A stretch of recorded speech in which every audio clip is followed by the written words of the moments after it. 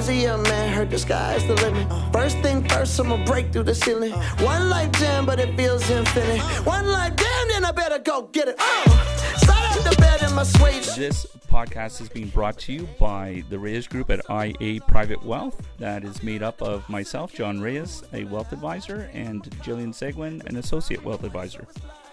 Sure. Okay, everyone's got their phones on silent. I don't need this coaster. Alright. I feel like I'm far away from the table.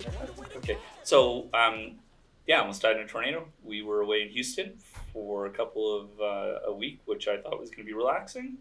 Arrived on the 16th into what they call El Derecho, which is a gale force winds of a hurricane without the hurricane, and witnessed a tornado. Was driving through it. Obviously not an experience that I ever want to do again with our family, and still dealing with some of the fallout with our little girl, but I think we're going to be okay.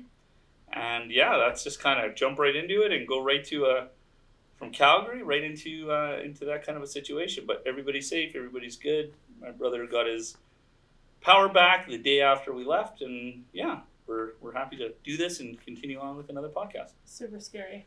Yep, very much so. How'd the weekend go for you? Well, I was at a celebration of life. Always got to top. Like I said, I was in a For tornado, somebody who did pass away. Yeah, this is it. This is exactly how But things thanks go here. Yeah. I could have. Just for clarity, that person isn't Thanks somebody for who died in a tornado. No. No. But your near-death experience, I'm sorry about that. But I was actually at a funeral. Yeah, that's right. So anyway, should we get going? With that, I'm John Reyes, wealth advisor, and this is. I'm Jillian Seguin, associate investment advisor at Reyes Group at IA Private Wealth. Good. Yeah. Okay, good. Let's go. Okay. All right. In all seriousness, for those of us that joined us last podcast, we were debating, as this is only, I think, this is our second, depending on how all this filming goes. We are trying to figure out a name, and I think what we've landed on is a name for the podcast. A name for the podcast. Yes. That's right. A bearable conversation. Yes. All right. What's today's topic, John? We touched on it last podcast. We are looking at trying to expand and teach the community about what our purpose statement of service strategy success is. We touched on it a little bit, but I think we're going to dedicate this podcast to really honing in on what those three very powerful pillars, statements, and purpose come together. So, service, strategy, success. It is the three pillars to our business, and if any of our efforts during our day don't fall within those three pillars, we will not devote any time to it. I mean, that's really what we have committed to each other and to our clients. Yeah, and I think the reason where it's come from is, we've been doing this business for 18 years, depending on, how you want to start and where we are right now. And one of the things that we learned very quickly on in this whole industry is, there aren't really any said rules in terms of how people go about giving advice. And, when you think about, or at least I reflect back on my 18 years and how I started in the industry, providing, second opinions was my primary goal for the team that I worked for. And then I went through a phase of looking at, different types of strategies. And then I would focus on what was the next greatest opportunity to be able to reflect on from the market standpoint. You realize quickly that those are all end result based. Those are all focused on investments. Those are all focused on bringing a very, very, very complex world of finance. But the reality is that isn't what people are looking for. Yeah. Right? And when we started to go and say, okay, well, how do we make sure that we can stay focused, not only in our commitment to our clients, but a commitment to ourselves, as you said, and an understanding of people that were to walk through the door, that's when, What is our proposition? and service strategy success was born. And I think it's important to say that these are not individual pillars. They build on each other to kind of result in that last one.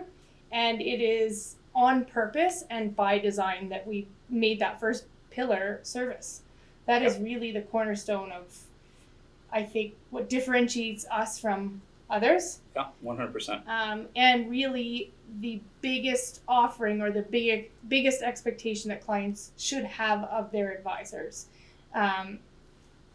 We have read multiple studies where they allocate percentage of confidence in advisors to performance of their investments and returns, and to the service that they're receiving. And for whatever reason, the service element always takes and should take the lion's share of what they're looking for, what their ask is. I have one quote that I want to bring to this podcast. Okay.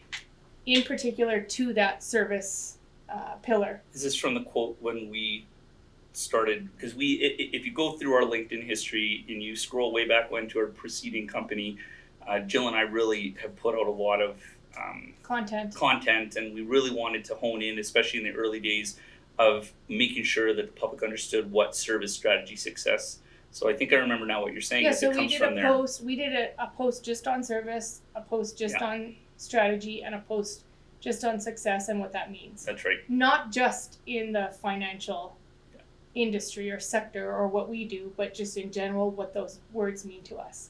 And for service, I remember putting this quote, and it's a Maya Angelou quote. And it says, "I've learned that people will forget what you said, people will forget what you did, but they will never forget how they made you feel." But they will never forget how you made them feel. And I think that is exactly what service means to us, is that we make sure that we really understand our clients, we really understand what their needs are, and we really want to be relatable, and that they understand what we're saying to them, and that we're really catering to their needs. Yeah, I think that you said it best. There's two things that I'd want to highlight from that statement. Is you said it at the very beginning, and I can't express this enough, or try to really encourage that we aren't looking at our business through a financial lens only. When Jill says that we look at the service strategy success as pillars of just the way that we are, it is how we embody, it's what we wake up to, it's what we go to bed, it's how we try to educate and teach our clients, and as well use as reference points for our children, right? These are very, very sticky belief systems that are ingrained in us. I think another one that we used to summarize and we still use is, and we've said it to clients, so if there are clients that are hearing, you'll recognize these words, is, if we can't envision ourselves having dinner with you on a Saturday night, then it's probably not going to be the right fit, right? If you think about coming together at a table and the types of conversations that you have and over good food and good drinks, that's the environment that we're trying to cultivate here, right? That's the type of experience that we want people to be left with. It shouldn't be hard. No, it's who we are. It's who we are, and that goes to the next topic, which is the strategy component, right?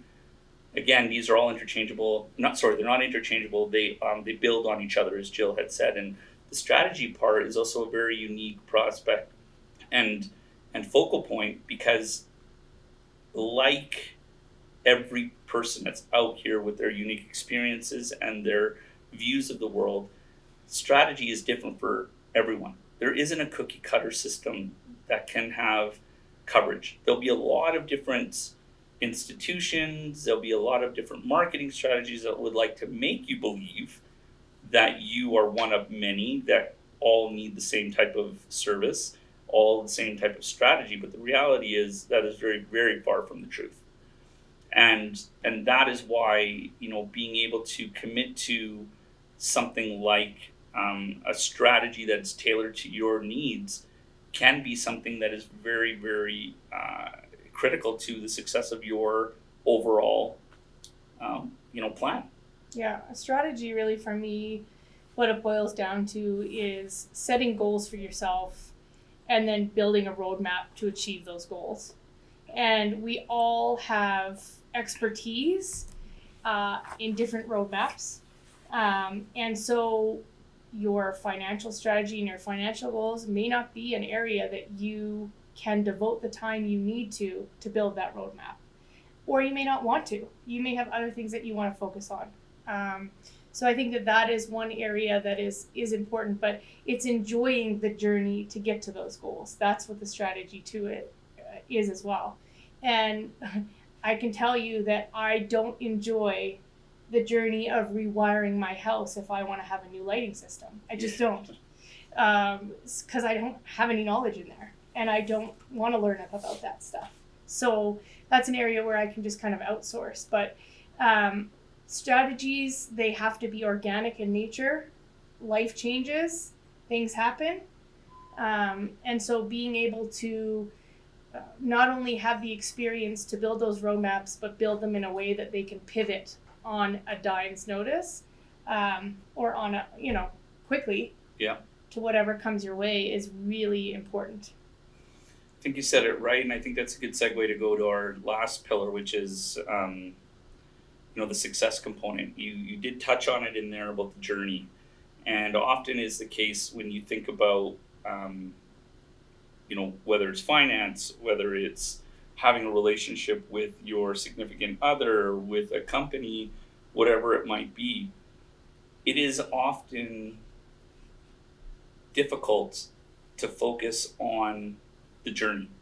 And I've stressed ample time to the people around me about the being present component of being on the journey, right? Yes, when we do embark in something like setting up a wealth plan, or even if it's something as routine as trying to have a better schedule to wake up in the morning, or you want to focus on a regimen to get healthier or better in shape, if you focus and spend too much time on the end result and you don't focus on the journey, you might find that by the time you get there, you lack that purpose. You lack what was the reasoning behind everything. And I think that is a very, very difficult balancing act that one has to really find the right fit, right? And we're not saying that, Jill and I and Reyes Group are the right fit for everyone, but we do tell you that if you can find that fit and it works, it is an amazing ability to bring together this service strategy to fulfill the success component. Yeah. Yep. I think for me, it's just that success component is important, not only, with the clients that I've worked with, for being able to achieve and retire when they want to, or buy a car when they want to, but also the fact that they felt involved along the way and that they feel successful themselves, even though they may not have designed it all and they may have relied, tremendously upon us and what we bring to the table. We do ensure they're involved. They have from the strategy component, they have a role. Yep. Whether it's a saving strategy, $100 a month or more, and sticking to the strategy and ultimately feeling the pride of their success and our success at the end. Yeah, I think, you look back at any type of, successful company, and I don't know why this is, sticking out in my mind. I obviously am a big fan of Nike. I've got a lot of different types of shoes. I've got a lot of different hoodies. It is one of my go-tos. And I think that when people can understand that when you look at the word Nike or you look at the swoosh, and if people really understood that the design of that type of logo or that type of image or that type of purpose actually was under pressure to be in by a certain deadline, knowing what you know now would be mind-boggling. And we don't have the answers to everything. That's a certainty. We work hard on the service strategy success component. We work really hard at building out this platform, because at the end of the day, what we need to understand for ourselves is that it has to be something that we can come back to if we get off of our journey. Clients know what to expect from it, and at the same time, it's something that can be easily understood if you've never even heard of our business at all. And so that didn't come again overnight. That was a progression over the last close to 10 years of being together, and that's why we think it was important to share this with everybody to understand where this is coming from. Yeah, I had one client. One quick story. I had one client that was retired, and really was very diligent about their savings and worked very closely with me throughout their whole kind of savings career or time. And when we did a financial plan for them, it illustrated that they could go and buy their dream car in retirement. And I remember waking up one morning and picking up my phone and seeing a picture of her standing next to her brand new Audi. And she didn't write any comment. It was just her beside the Audi. And I, in that very moment, felt my own success, right? And I wasn't going to get to drive that car, but I felt success because she had achieved her success. And I knew that all of that had been built upon the service I delivered, the strategy we put together, and here's the fruits of our labor. It was pretty cool. Yeah, that's very well said, and those are the moments that you live for, because if you're focused on things like what I would deem to be the wrong points, you aren't gonna be able to achieve that, that collective success that you just shared. So that's awesome. And I would just say on that point, I think what makes us relatable and fun to work with is that it really feels like we're all rowing in the same direction. Yeah. Their success is our success. We're all working for the same thing, and there's nobody butting heads here. Yeah. Anyway, that's it. That's what I have to say. Yeah, I don't think I got much more to contribute to that. I think we've had a successful episode and delivered what we wanted to, right? Thank you again for joining us for a bearable conversation between Jill and John. As a young man, heard the sky's the limit. First thing first, I'ma break through the ceiling. One life jam, but it feels infinite. One life. This information has been prepared by John Reyes, Wealth Advisor, and Jillian Seguin, Associate Wealth Advisor, who are part of Reyes Group at IA Private Wealth, and does not necessarily reflect the opinion of IA Private Wealth. The information contained in this podcast comes from sources we believe reliable, but we cannot guarantee its accuracy or reliability. The opinions expressed are based on an analysis and interpretation dating from the date of publication and are subject to change without notice. Furthermore, they do not constitute an offer or solicitation to buy or sell any of the securities mentioned. The information contained herein may not apply to all types of investors.